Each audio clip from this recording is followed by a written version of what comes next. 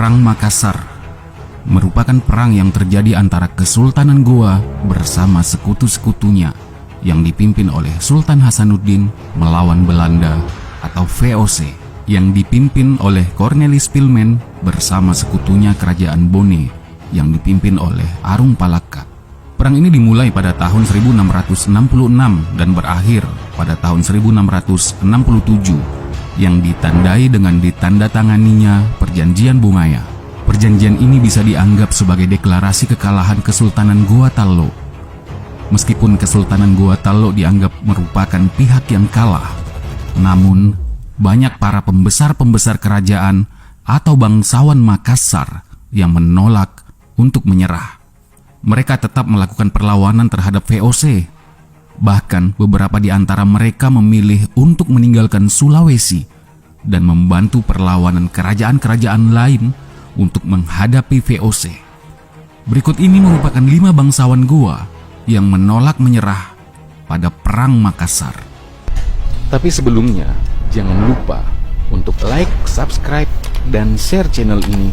Juga aktifkan notifikasinya agar teman-teman bisa mendapatkan info mengenai video lainnya. Bangsawan Makassar yang menolak menyerah yang pertama adalah Karaeng Kanrunrung. Karaeng Kanrunrung merupakan penasihat sekaligus mangkubumi Kerajaan Goa Tallo, menentang keputusan Sultan Hasanuddin yang menandatangani Perjanjian Damai Bongaya dengan Belanda pada 18 November 1667. Karaeng Kanrunrung memilih terus berjuang. Karaeng Kanrunrung yang bermukim di Bontoala mempersiapkan diri.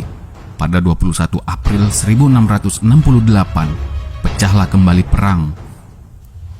Pasukannya dengan cerdik menembus beberapa blokade pasukan dan menuju benteng Rotterdam yang telah dikuasai oleh VOC. Aksi-aksi penyerangan Kanrunrung membuat pasukan Belanda dan sekutunya Arung Palaka dari Kerajaan Bone kelimpungan. Sementara benteng-benteng yang dalam Perjanjian Bungaya harus dihancurkan, malah diperkuat kembali oleh Karaeng Kanrunrung. Serangan kedua pada 5 Agustus 1668, pasukan Makassar membuat gerakan pancingan yang menyusup ke Fort Rotterdam. Namun Arung Palaka menyergapnya.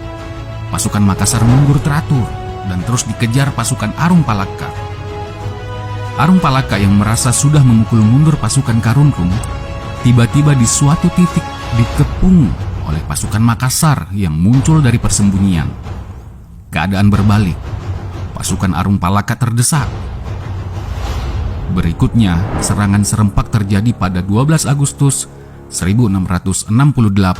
Namun, karena terburu nafsu dan perhitungan tidak begitu tepat, serangan itu tak mencapai sasaran. Akibatnya 27 pucuk meriam jatuh ke tangan Belanda. Spilman kemudian menghimpun kekuatan untuk menggali parit-parit menuju benteng Sombaopu, tempat bermukim Sultan Hasanuddin. Spilman merencanakan penyerangan secara penuh ke benteng Sombaopu, sembari menunggu bantuan dari Batavia.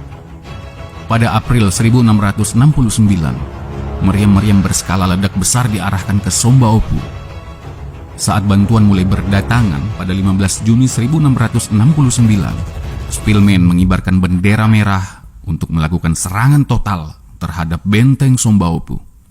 10 hari kemudian, tepatnya pada 24 Juni 1669, Spilman berhasil mengambil alih secara penuh Sombaopu. Akhirnya, Kanrunrung mengakui kekalahan. Perjanjian damai abadi diadakan di Batavia pada 20 Desember 1669. Delegasi dari Goa, antara lain I Mapasomba, mewakili Sultan Hasanuddin dengan 140 pengikutnya, dan Kanrunrung diwakili oleh putranya. Nah, bangsawan Makassar yang menolak menyerah yang kedua adalah Karaeng Galesong. Karaeng Galesong bernama lengkap I Maninrori Ikare Tojeng Karaeng Galesong. Ia lahir di Bonto Majanang, Bantaeng, Sulawesi Selatan pada tanggal 24 Maret 1655. Karaeng Galesong adalah seorang laksamana angkatan laut Kerajaan Goa yang terus melakukan peperangan di laut melawan VOC, bahkan setelah Perjanjian Bongaya ditandatangani Sultan Hasanuddin. Dipercaya jika Karenggalesong adalah pangeran putra dari Sultan Hasanuddin itu sendiri, dari permaisurinya yang keempat. Setelah kekalahan kerajaan Goa Taluk dari VOC yang bersekutu dengan kerajaan Bonge, setelah perjanjian Bongaya, dalam dokumen Lontara Karenggalesong berpendapat, yang menyerah hanya Raja Goa, itu tidak berarti peperangan harus berakhir.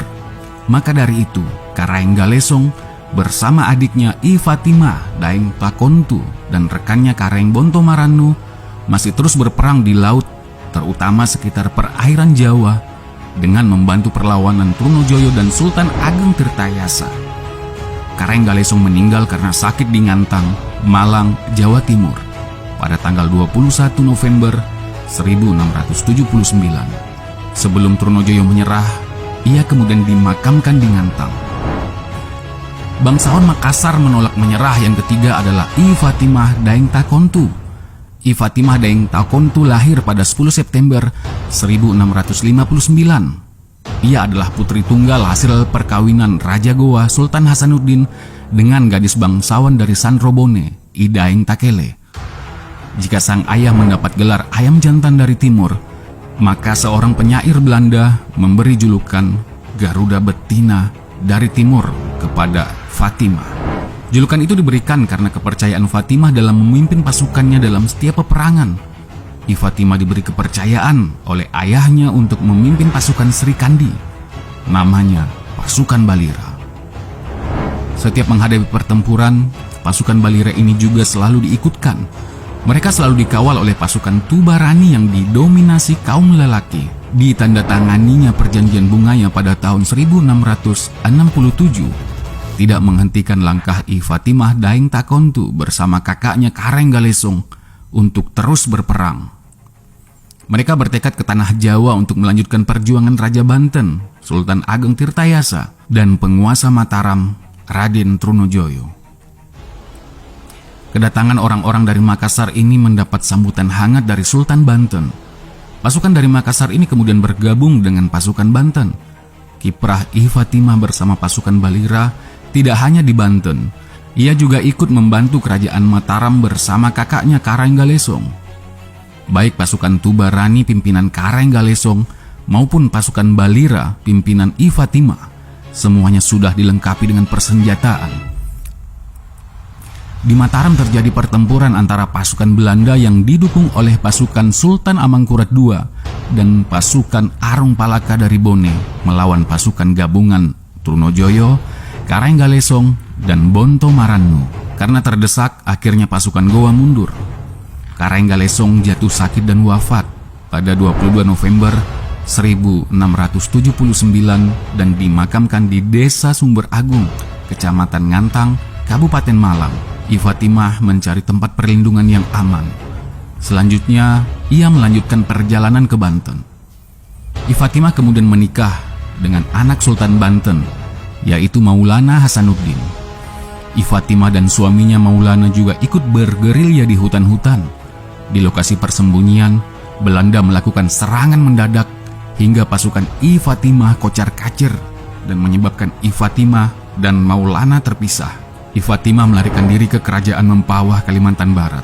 I Fatimah kemudian wafat dan dimakamkan di Pulau Temajo, salah satu pulau di Mempawah, Kalimantan Barat. Nah, yang keempat, Daeng Mangale, yang merupakan salah seorang bangsawan dari Makassar. Setelah kerajaan Goa kalah dari VOC pada Perang Makassar tahun 1666-1667, Daeng Mangale bersama 250 pengikutnya meninggalkan Makassar dan merantau sampai ke Ayodhya, sekarang Thailand, pada tahun 1674. Raja Pranarai menampung Daeng Mangale, seperti umumnya para bangsawan asal Bugis Makassar yang segera membuktikan kepiawaiannya sebagai prajurit profesional di Asia Tenggara. Sayang, Daeng Mangale terlibat konflik dengan penguasa lokal. Ia dituduh akan melakukan pemberontakan bersama orang Champa dan orang Melayu. Terjadilah pemberontakan Makassar pada akhir 1686 antara koalisi Daeng Mangale, pangeran lokal pemukiman Champa, Melayu, dan Persia melawan pasukan kerajaan Siam yang dibantu serdadu-serdadu Eropa. Para pemberontak itu khawatir akan diperbudak oleh raja yang merasa semakin kuat dengan datangnya pasukan baru. Raja Pranarai mengetahui persengkokolan itu. Ia lalu meminta Daeng Mangale agar meminta maaf. Namun, permintaan maaf itu ditolak Daeng Mangale. Raja lalu memerintahkan sekutunya orang Prancis, Claude de Carbin, untuk mengepung orang Makassar. Pertempuran pertama dimulai ketika 40 orang Makassar menghadapi ratusan serdadu Prancis dan Portugis. Corbin mencatat bahwa orang Makassar tak mau kalah.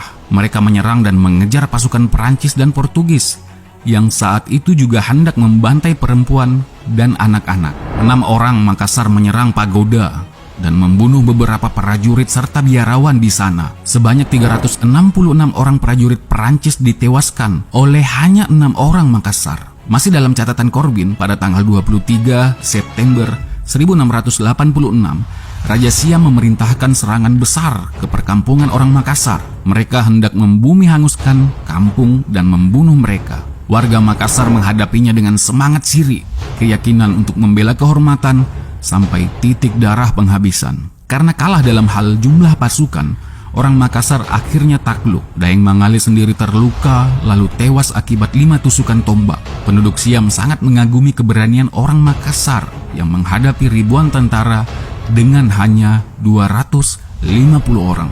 Antropolog Prancis Christian Pelleras dalam majalah Archipel pada tahun 1997 menuturkan kisah lain seusai pemberontakan orang Makassar.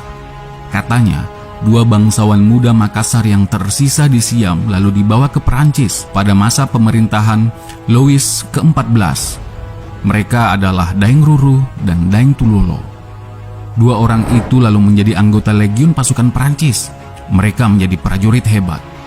Seorang di antaranya menjadi pasukan Angkatan Laut Prancis yang diberi gelar Louis Dauphin Makassar. Nah, yang terakhir, bangsawan Makassar yang menolak menyerah adalah Syekh Yusuf. Syekh Yusuf Abul Mahasin Tajul Khalwati Al-Makassari Al-Bantani. Ia juga digelari Tuan Tak Salamaka Rigoa atau Tuan Guru Penyelamat Kita dari Goa. Oleh pendukungnya di kalangan rakyat Sulawesi Selatan, Syekh Yusuf lahir di Goa, Sulawesi Selatan pada tanggal 3 Juli 1626. Ketika Kesultanan Goa mengalami kalah perang terhadap Belanda, Syekh Yusuf pindah ke Banten dan diangkat menjadi mufti di sana. Pada periode ini Kesultanan Banten menjadi pusat pendidikan agama Islam dan Syekh Yusuf memiliki murid dari berbagai daerah, termasuk 400 orang asal Makassar yang dipimpin oleh Ali Karaeng Bisai. Ketika pasukan Sultan Ageng dikalahkan Belanda pada tahun 1682, Syekh Yusuf ditangkap dan diasingkan ke Sri Lanka pada bulan September 1684. Di Sri Lanka, Syekh Yusuf tetap aktif menyebarkan agama Islam sehingga memiliki ratusan murid. Melalui jamaah haji yang singgah ke Sri Lanka, Syekh Yusuf masih dapat berkomunikasi dengan para pengikutnya di Nusantara, sehingga akhirnya oleh Belanda ia diasingkan ke lokasi lain yang lebih jauh, yakni Afrika Selatan pada bulan Juli 1693. Di Afrika Selatan, Syekh Yusuf tetap berdakwah dan memiliki banyak pengikut.